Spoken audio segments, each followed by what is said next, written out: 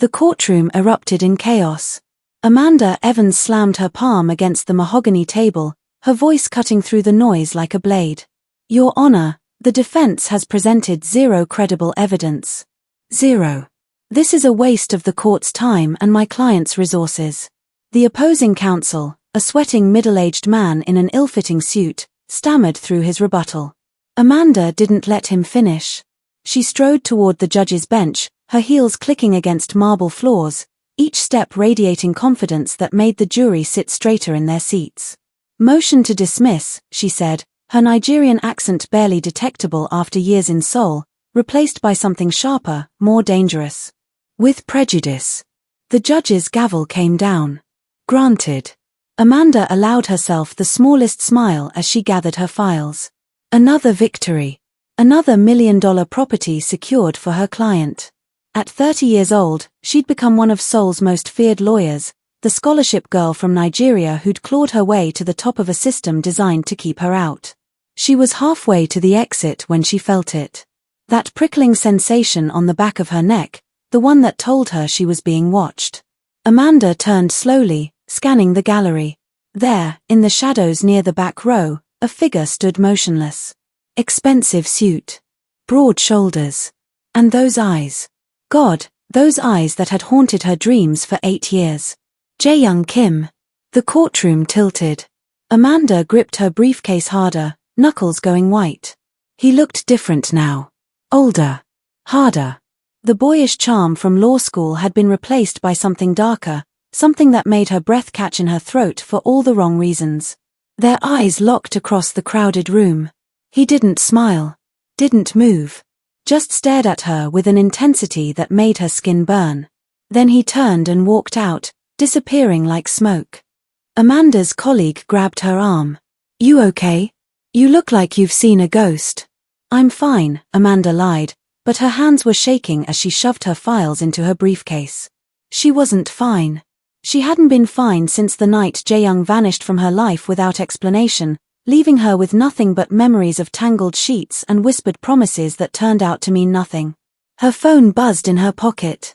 Unknown number. Amanda stared at the screen, her thumb hovering over the delete button. Finally, she opened it. Tomorrow. Noon. Grand Hyatt Presidential Suite. The Gangnam property case. We need to talk. JYK. Amanda's apartment was small but comfortable, filled with law books and case files that spilled across every surface. Daniel Park stood in her kitchen, humming as he stirred pasta sauce, completely unaware that Amanda's world had just tilted on its axis. How was court? Daniel called out, his prosecutor's badge still clipped to his belt. Fine. Won the case. Amanda dropped her briefcase by the door and collapsed onto the couch. Daniel was safe. Predictable. Everything Jae-young wasn't. They'd been together for 2 years, a relationship built on intellectual compatibility and mutual respect. No drama. No chaos. No earth-shattering passion that left her unable to think straight.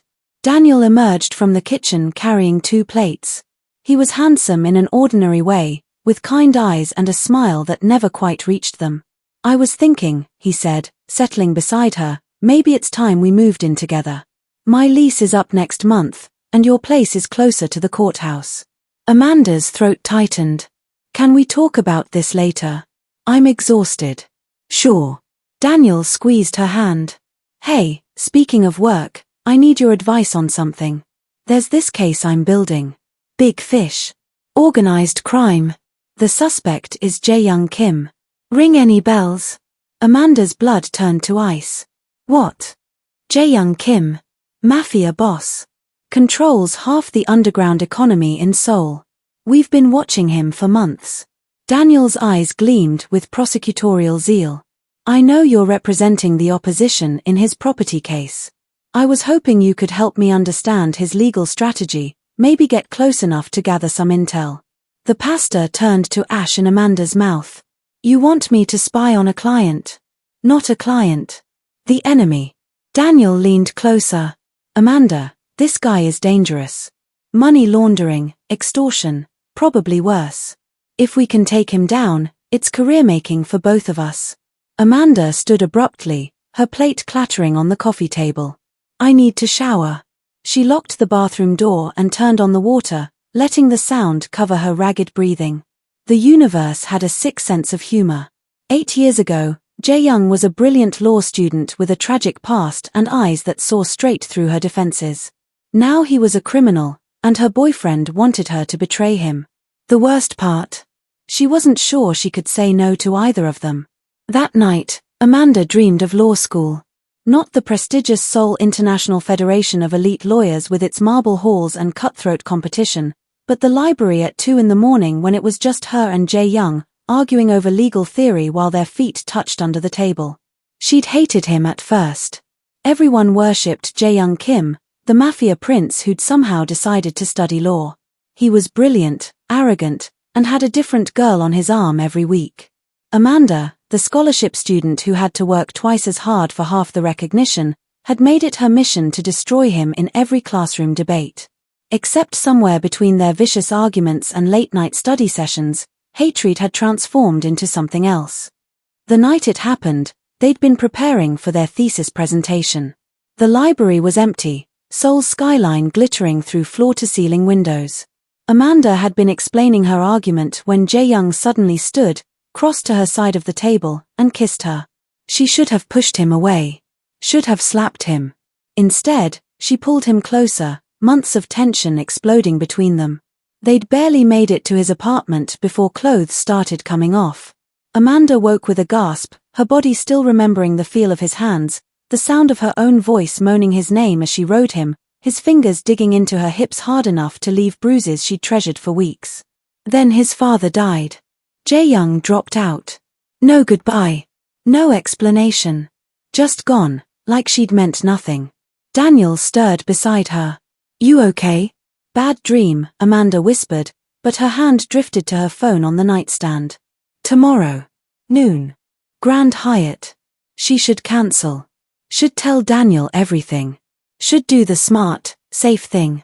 But Amanda had never been good at safe. The Grand Hyatt presidential suite was obscene in its luxury.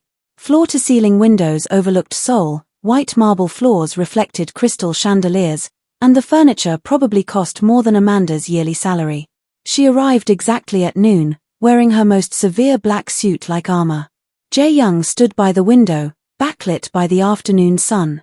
He'd filled out since law school, his body harder, his presence more commanding. When he turned, Amanda's breath caught. He was devastating. Beautiful in a way that made her angry. You came, he said, his voice deeper than she remembered. This is about the Gangnam property case, Amanda replied, keeping her voice professional. Nothing more. Of course. Jae-young gestured to the dining table where champagne sat in an ice bucket. Can I offer you a drink? No.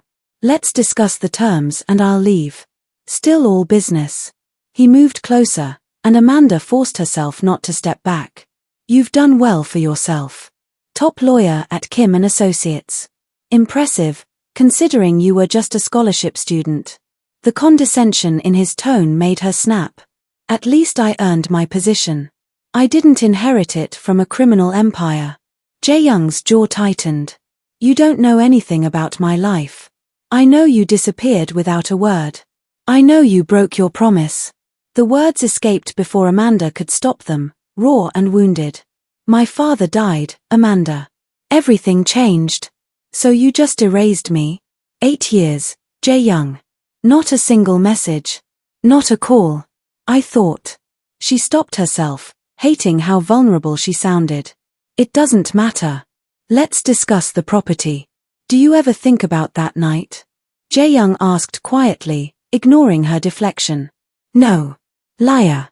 He was close enough now that she could smell his cologne, expensive and intoxicating. I think about it constantly. The way you looked at me. The sounds you made. The way you said my name when you... Stop. Amanda's hands trembled. I have a boyfriend. A good man. This meeting is professional. Daniel Park. The prosecutor. Jae-young's smile didn't reach his eyes. Does he make you feel alive? Does he know how you like to be touched? Does your body remember him the way it remembers me? Amanda slapped him. The crack echoed through the suite. Jae-young's head snapped to the side, but when he looked back at her, his eyes were blazing. There she is. The real Amanda. Not the Ice Queen lawyer, but the woman who burned in my arms. You have no right. I have every right. You're standing in my suite, lying to both of us. He grabbed her wrist, not hard, but firm enough to keep her from pulling away. Tell me you don't feel this. Tell me you've forgotten. I hate you, Amanda whispered, but her body betrayed her, leaning into him. I know. Jae-young's thumb traced circles on her wrist. Hate me. I deserve it. But don't lie about wanting me. The kiss was violent. Angry. 8 years of hurt and longing compressed into a single moment.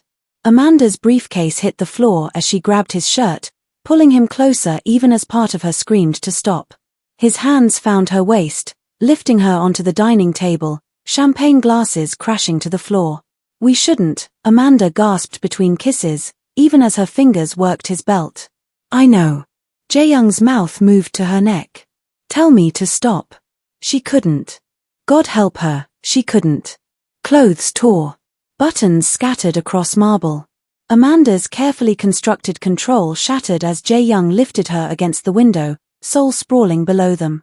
She wrapped her legs around him, nails digging into his shoulders as he moved inside her, both of them desperate and furious and alive. It was nothing like their first time.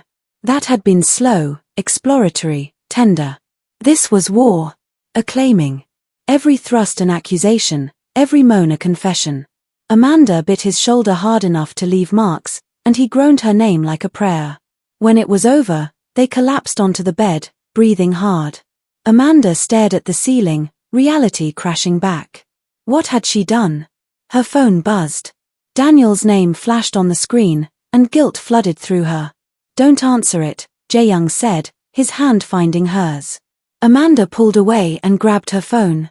Daniel. Hi. Hey babe. How's your day going? Daniel's cheerful voice made her want to vomit. Fine. Busy. What's up? Listen, about that Jae-young Kim case we discussed. I really need your help on this.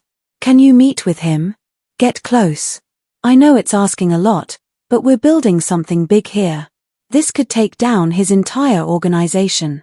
Amanda's eyes met Jae-young's across the room. He was watching her, fully aware of who she was talking to. I'll see what I can do, Amanda heard herself say. You're amazing. Love you. Amanda ended the call, her hand shaking so violently she nearly dropped the phone. Jae-young sat up slowly, his expression unreadable as he reached for his shirt. So that's what this is, he said, his voice flat. Daniel sent you to get close to me. Gather evidence. Play the honey trap. No. I didn't know he was investigating you until last night. Amanda scrambled off the bed, searching for her clothes scattered across the suite. This wasn't supposed to happen. But it did. Jae-young stood, crossing to the minibar. He poured whiskey into a glass, his movements controlled but his hands shaking slightly. And now you have to decide.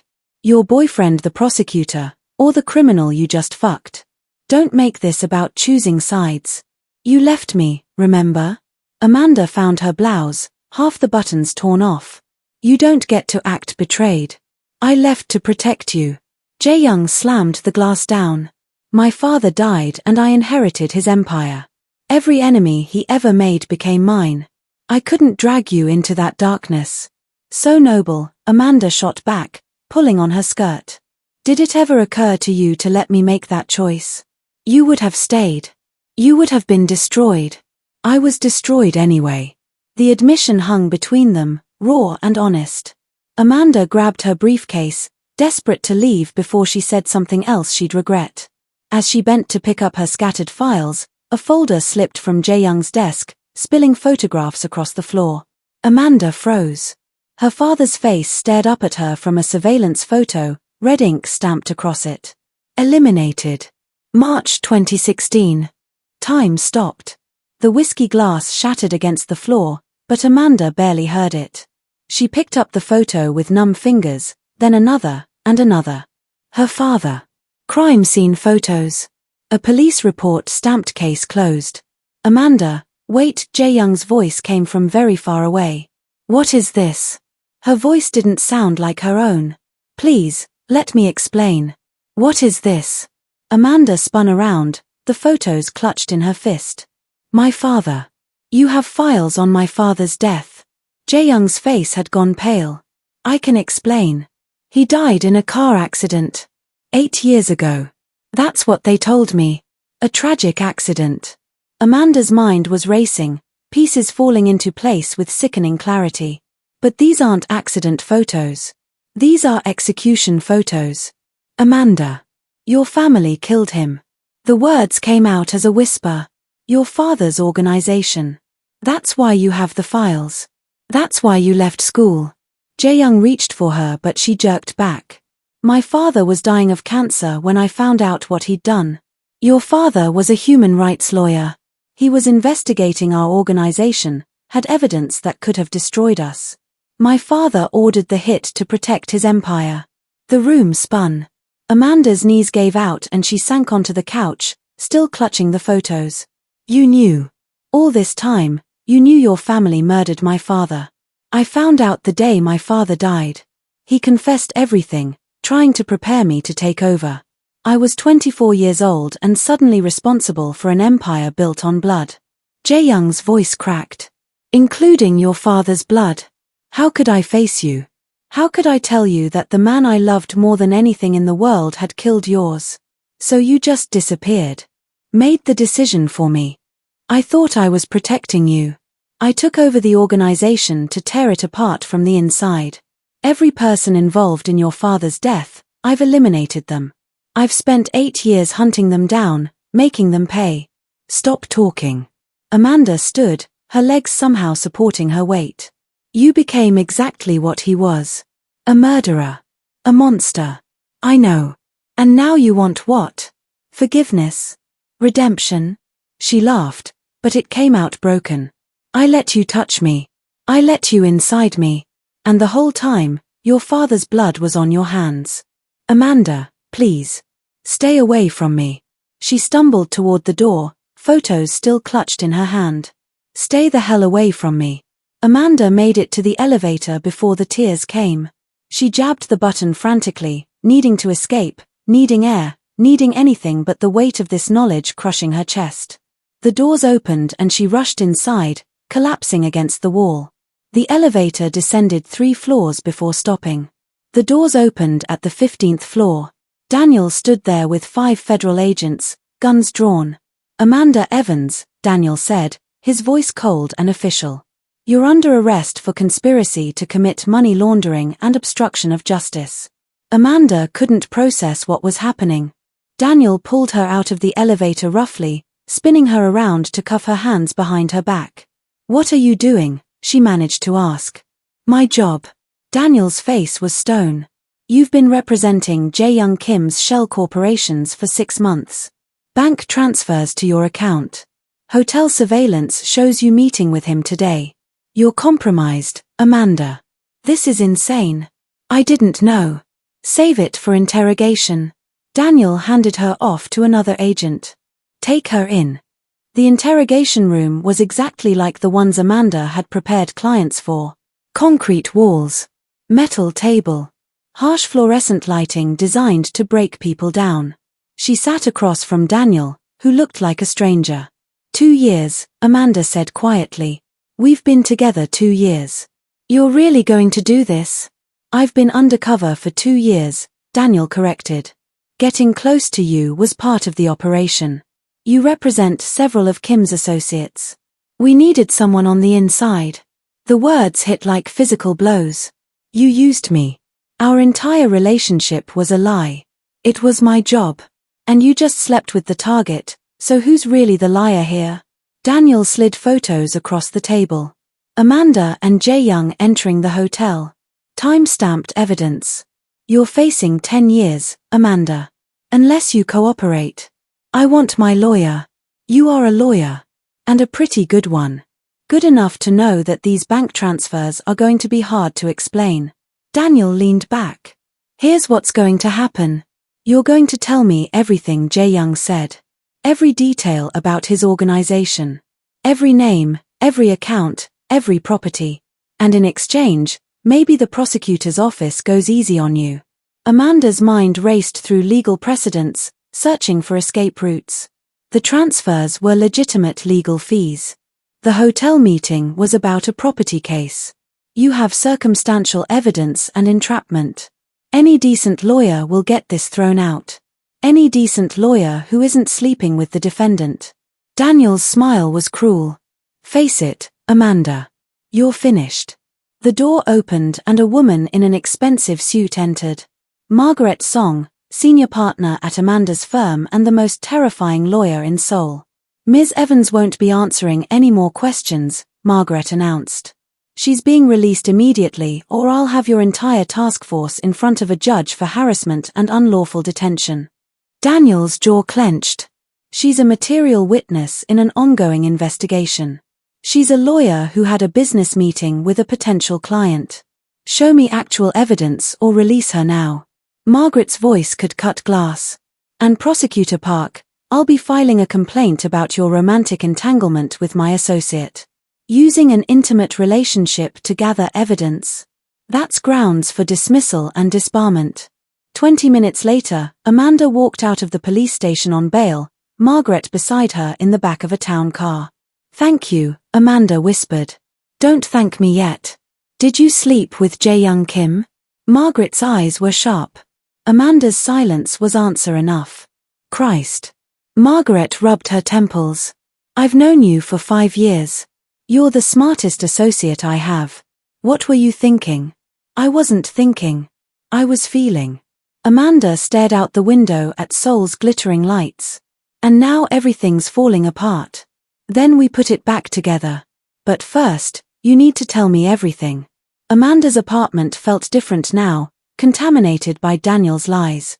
She changed the locks immediately, then spent the next 3 hours going through every legal document she'd worked on for the past 6 months. Margaret was right. Several of her corporate clients had connections to Jae-young's empire, but nothing explicitly illegal. Daniel had circumstantial evidence at best. At midnight, someone knocked on her door. Amanda checked the peephole and her heart stopped. Jae-young stood in the hallway, blood on his shirt, desperation in his eyes. I know you don't want to see me, he said when she opened the door. But they're coming for me tonight. Daniel's task force. I need your help. You need to leave. I will. But first, take this. He pressed a USB drive into her hand. Everything. 8 years of evidence. Every person involved in your father's death. Bank accounts, recordings, names. I was going to bring it to you when the time was right. Amanda stared at the drive. Why? Because I became a monster to destroy monsters. I infiltrated my father's organization and systematically eliminated everyone responsible for your father's murder. Jae-young's voice was raw. I thought I was doing the right thing. Avenging him. Protecting you. By becoming a killer? Yes. He didn't look away. I won't ask for forgiveness. I don't deserve it. But I need you to know that everything I did, every terrible choice I made, was because I loved you. I still love you. Sirens wailed in the distance, growing closer. You need to go, Amanda said, but her fingers closed around the USB drive. Will you represent me? When they arrest me, will you be my lawyer? It was insane. Professional suicide. Everything she'd built would crumble. But Amanda heard herself say, yes. Jae-young's hand cupped her face, thumb tracing her cheekbone. Thank you. Then he was gone, disappearing down the stairwell seconds before federal agents stormed the building.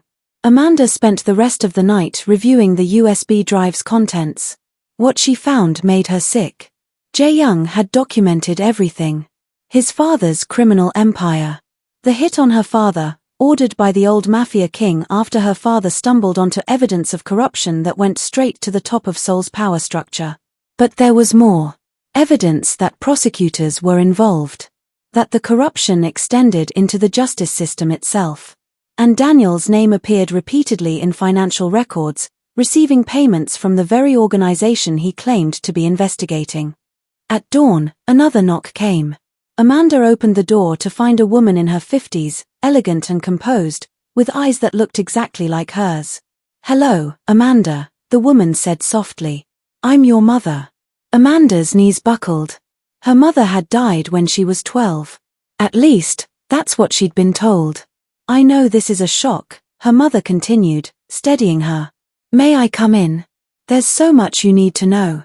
They sat at Amanda's kitchen table as her mother explained. She hadn't died. She'd been placed in witness protection after Amanda's father was murdered. He'd been investigating a massive corruption network that connected organized crime with government prosecutors. When he got too close, they killed him and threatened to kill the rest of the family. "I had to disappear to keep you safe," her mother said, tears streaming down her face. "I've been watching you from a distance all these years. Watching you become this brilliant lawyer, so much like your father. Why come back now? Because you're in danger. Daniel Park's task force isn't trying to take down Jae-young's organization. They're trying to take it over." Her mother pulled out a thick folder. "I've spent 8 years gathering evidence. Your father's real killers weren't the Kim family. They were framed. The actual order came from Chief Prosecutor Han, Daniel's superior. They needed a scapegoat, so they pinned it on the Mafia." Amanda's world tilted again. Jae-young's father was innocent. "No, he was a criminal. But he didn't kill your father. Han did, then made it look like the Kim organization was responsible. And Jae-young spent 8 years hunting down and killing innocent people, thinking he was avenging your father." The implications crashed over Amanda. Jae-young had become a monster for nothing. The people he'd killed to avenge her father were the wrong targets. The real murderers were still out there, wearing badges and sitting in positions of power. "Why are you telling me this now?" "Because Jae-young is going to trial, and you're going to defend him. This is your chance to expose the truth and get justice for your father."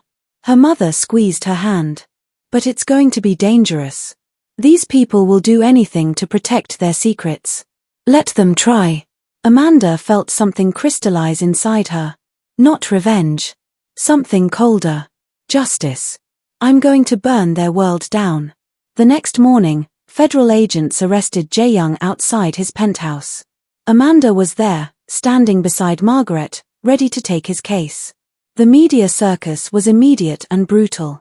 Korea's most notorious mafia boss defended by a rising star lawyer who happened to be sleeping with him. The trial preparation was intense.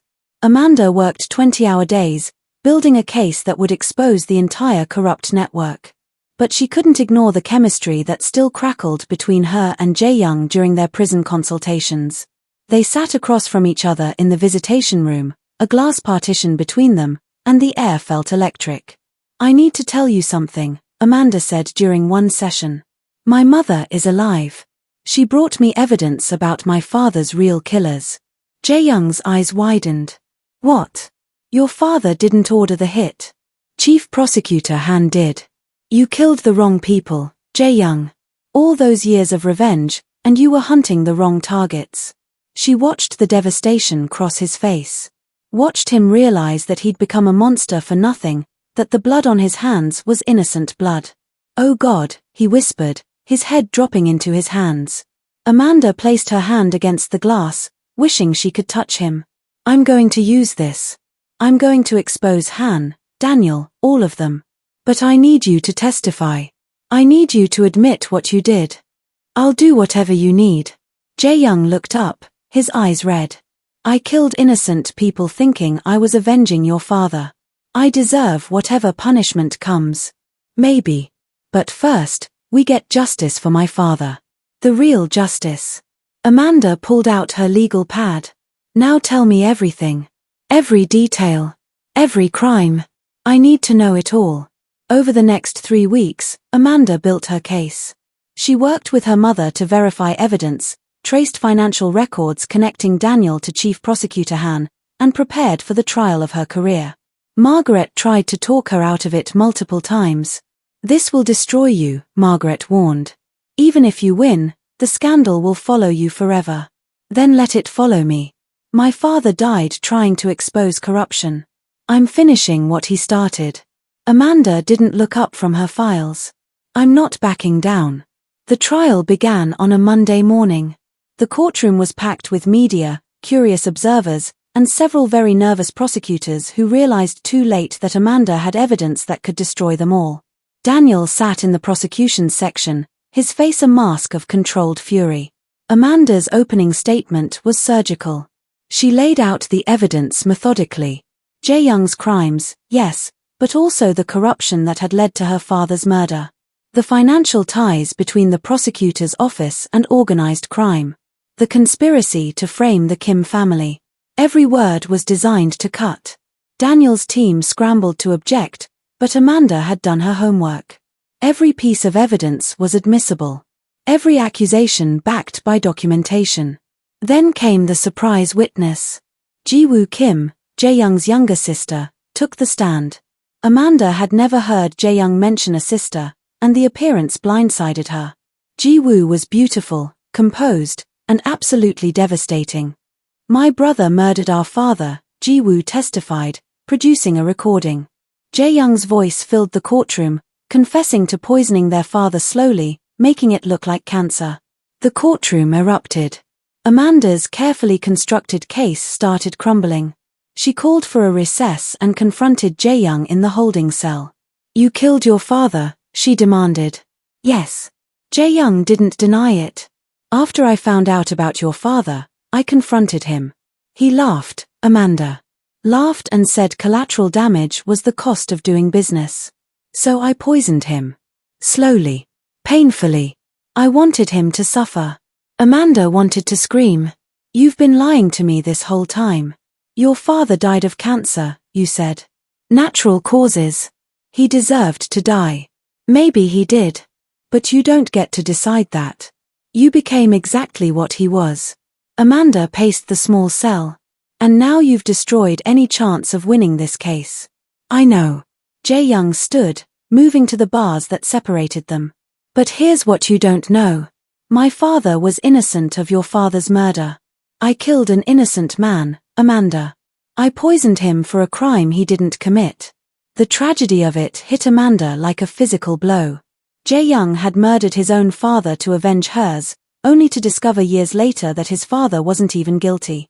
The cycle of violence and revenge had destroyed both their families for nothing. "What do you want me to do?" she asked quietly.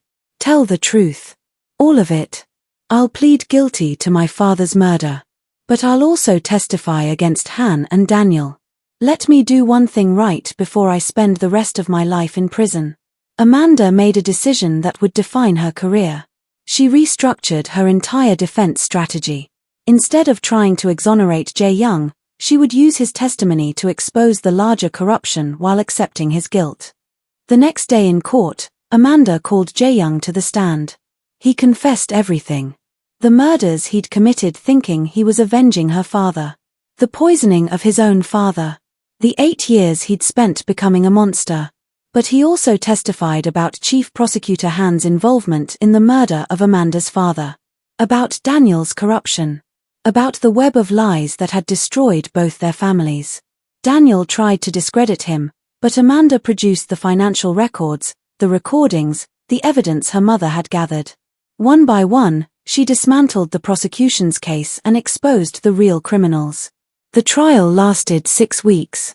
In the end, Jae-young pleaded guilty to manslaughter in his father's death and testified against the entire corrupt network. He was sentenced to 15 years in protective custody. Daniel received 25 years for corruption and obstruction of justice. Chief Prosecutor Han died by suicide before he could be arrested. Ji-woo disappeared, fleeing to Europe with millions embezzled from the family accounts. 6 months later, Amanda sat in the prison visitation room, her hand resting on her stomach.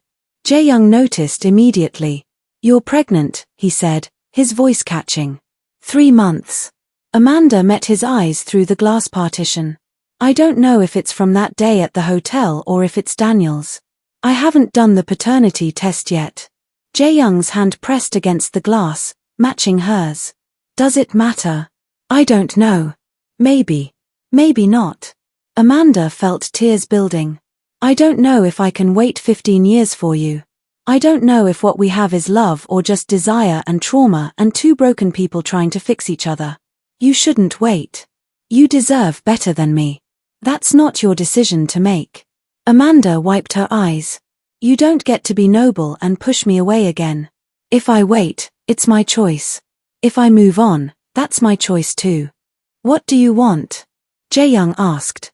Amanda thought about love and desire and justice and revenge. About her father who died trying to do the right thing, and Jae-young's father who was killed for crimes he didn't commit. About the baby growing inside her that was either a symbol of hope or a reminder of betrayal. I want to raise this child knowing the truth.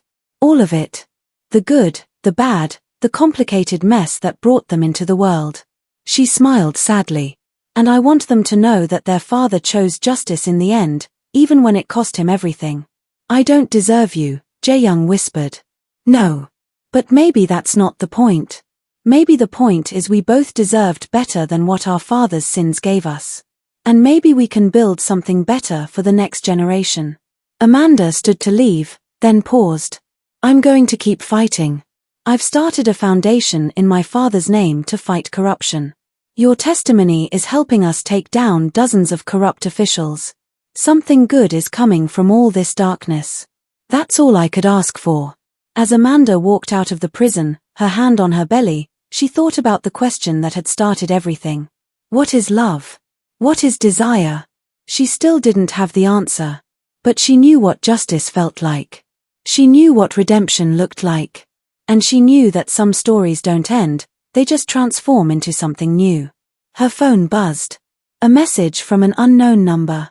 She opened it to find a photo of a single envelope. Inside was a wedding ring and a note in Jae-young's handwriting. Wait for me. 15 years. I'll become the man you deserve. JY. Amanda stared at the photo for a long moment, then looked up at the prison building behind her. Through a high window, she could see a figure watching her leave. She raised her hand in a small wave, not sure if he could see it. Then she turned and walked toward her car, toward her future, toward whatever came next.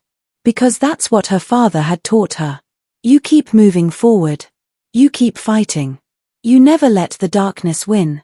And maybe, just maybe, somewhere in the space between love and desire, between justice and mercy, between the past and the future, there was room for redemption.